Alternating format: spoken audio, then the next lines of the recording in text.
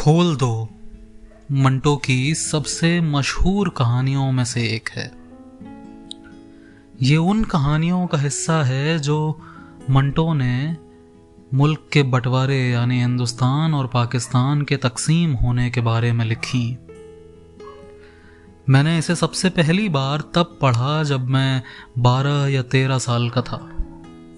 तब इसके मायने नहीं समझ सका, लेकिन जब बड़ा हुआ और इसे दोबारा पढ़ा तो एक ही रात में कई बार पढ़ा और अगले ही रोज अपने कुछ दोस्तों को ये कहानी सुनाई भी।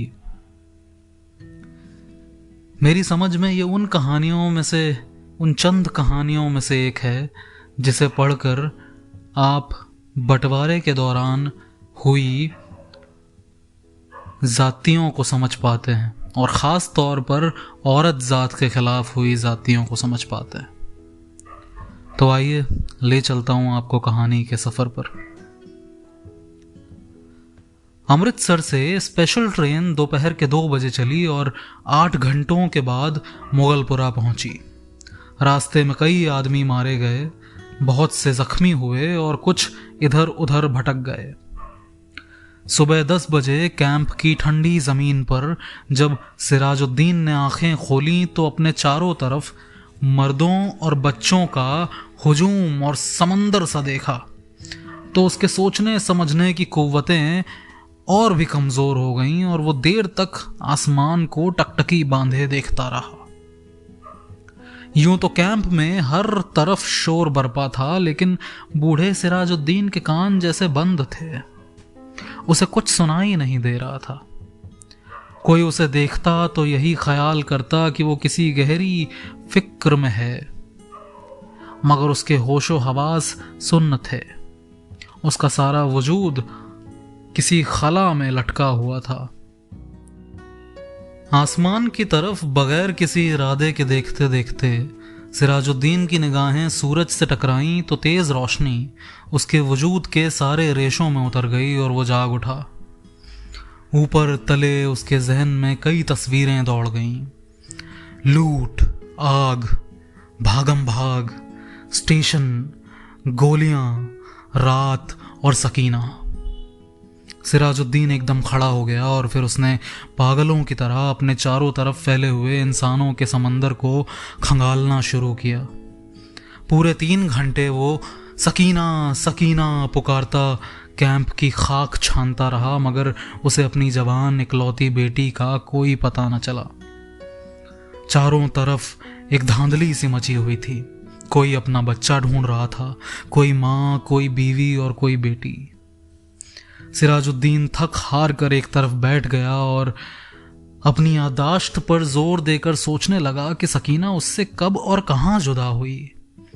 लेकिन सोचते हुए उसका ध्यान सकीना की माँ की लाश पर जम गया, जिसकी सारी अंतड़ियां बाहर निकली हुई थीं। वो उससे आगे कुछ और न सोच सका। सकीना की माँ मर चुकी थी। उसने सिराजुद्दीन की आंखों के सामने दम तोड़ा था। लेकिन सकीना कहाँ है जिसके मुताल्लिक उसकी माँ ने मरते हुए कहा था, मुझे छोड़ो, फौरन सकीना को लेकर यहां से भाग जाओ। सकीना उसके साथ ही थी और वो दोनों नंगे पांव भाग रहे थे।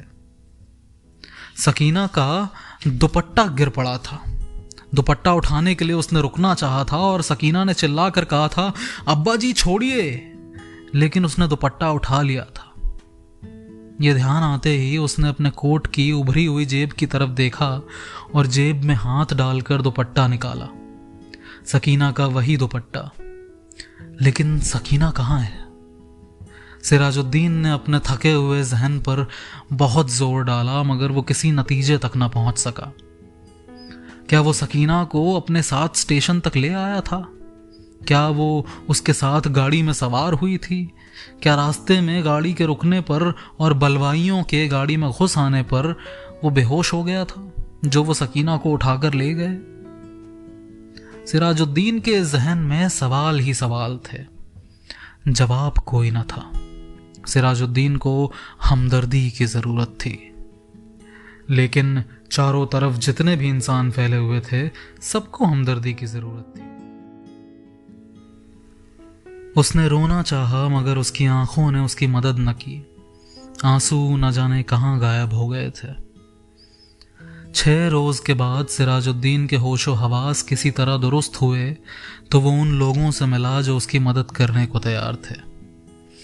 वो 8 नौजवान थे, उनके पास लारी थी, बंदूकें थीं। उसने उनको लाख लाख दुआएं दी और सकीना का हुलिया बताया। गोरा रंग है उसका और बहुत ही खूबसूरत है वो। मुझ पर नहीं है, अपनी माँ पर है। उम्र 17 बरस के करीब है। आंखें बड़ी बड़ी, बाल सियाह, दाहिने गाल पर एक मोटा सा तिल। मेरी इकलौती लड़की है, ढूंढ लाओ उसे, खुदा तुम्हारा भला करेगा। रजाकार नौजवान ने बड़े जज्बे के साथ बूढ़े सिराजुद्दीन को यकीन दिलाया कि अगर उसकी बेटी जिंदा है तो चंद ही दिनों में वो उसके पास होगी। 8 नौजवानों ने कोशिश की। जान हथेली पर रखकर वो अमृतसर गए। कई औरतों, कई मर्दों, कई बच्चों को निकाल निकाल कर उन्होंने महफूज मुकामों पर पहुंचाया। लेकिन 10 रोज गुजर जाने पर भी उन्हें सकीना कहीं नहीं मिली। एक रोज फिर वो उसी खिदमत के लिए लॉरी पर अमृतसर जा रहे थे कि छहरटे के पास सड़क पर उन्हें एक लड़की दिखाई दी। लारी की आवाज सुनकर वो बिदकी और उसने भागना शुरू कर दिया। रजाकारों ने लारी रोकी और सबके सब उसके पीछे भागे। एक खेत में उन्होंने लड़की को पकड़ लिया। लड़की खूबसूरत थी, दाहिने गाल पर एक मोटा सा तिल था। एक नौजवान ने लड़की से कहा, घबराओ नहीं, क्या तुम्हारा नाम सकीना है? लड़की का रंग और जर्द हो गया। उसने कोई जवाब न दिया। जब तमाम नौजवानों ने उसे दम दिलासा दिया तो उस लड़की की वहशत कुछ दूर हुई और उसने मान लिया कि वो सिराजुद्दीन की बेटी सकीना है। 8 रजाकार नौजवानों ने हर तरह सकीना की दिलजोई की। उसे खाना खिलाया, दूध पिलाया, लारी में बिठाया। एक ने अपना कोट उतार कर उसे दिया क्योंकि दुपट्टा ना होने के बायस वो बहुत उलझन महसूस कर रही थी। वो बार बार बाहों से अपने सीने को ढांपने की नाकाम कोशिश कर रही थी। कई दिन गुजर गए। सिराजुद्दीन को सकीना की कोई खबर न मिली। वो दिन भर मुख्तलिफ कैंपों और दफ्तरों के चक्कर काटता रहता, लेकिन कहीं भी उसे बेटी का पता न चलता। रात को वो देर तक उन रजाकार नौजवानों की कामयाबी के लिए दुआएं मांगता रहता, जिन्होंने उसे यकीन दिलाया था कि अगर उसकी बेटी जिंदा है तो चंद ही दिनों में वो उसके पास होगी।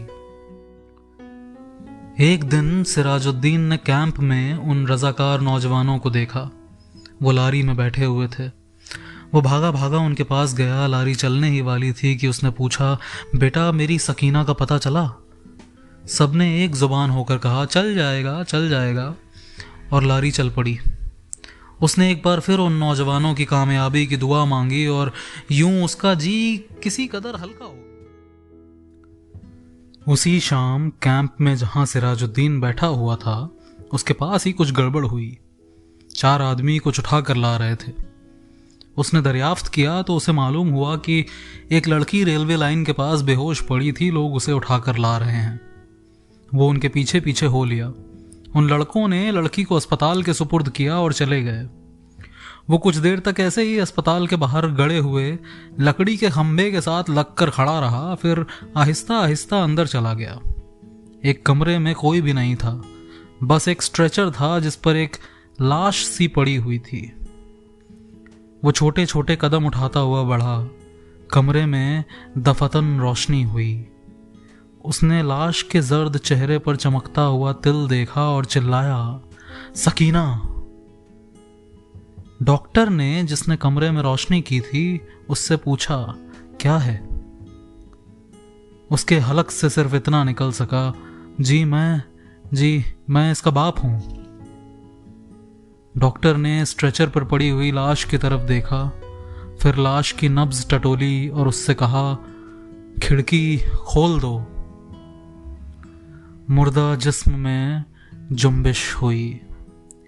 बेजान हाथों ने इजार बंद खोला और शलवार नीचे सरका दी। बूढ़ा सिराजुद्दीन खुशी से चिल्लाया, जिंदा है, मेरी बेटी जिंदा है। डॉक्टर सिर से पैर तक पसीने में गर्क हो चुका था।